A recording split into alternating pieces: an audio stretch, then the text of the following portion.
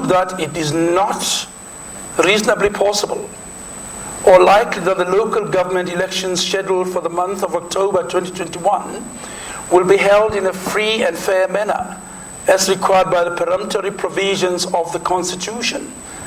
Damned if they do and damned if they don't. The IEC has a mammoth task ahead of it to thoroughly study Justice Moseneke's findings on whether or not it would be feasible to hold the 27 October polls under the current circumstances. Further recommendations made by Justice Moseneke are that the elections be deferred to February next year. He says while it is important to uphold the principles of South Africa's democracy, it is not worth the loss of life.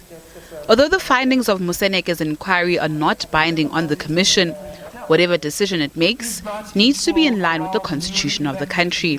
Allow us to retreat so that we can properly apply ourselves to this comprehensive report and document that is before us. We want to do justice to it. Let's all apply ourselves to it. But for us, we will be looking at the questions, that are now pertinent. What are the next steps?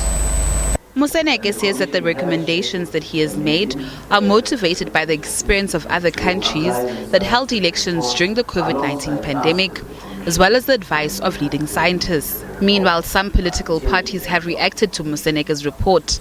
Political organizations were fiercely divided on the matter, with some proposing that the elections be held over a number of days.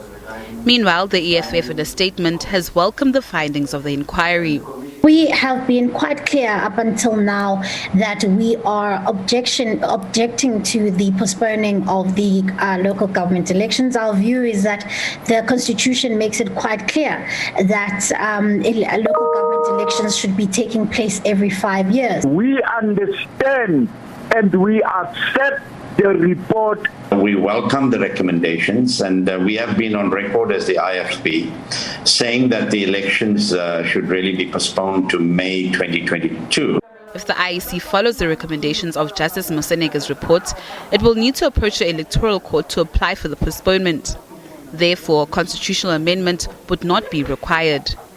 For now, the Commission says it will study the report and its recommendations, and it will further consult with various key stakeholders, including the Political Party Liaison Committee, before having a final decision. Natasha Piri, SABC News, Centurion.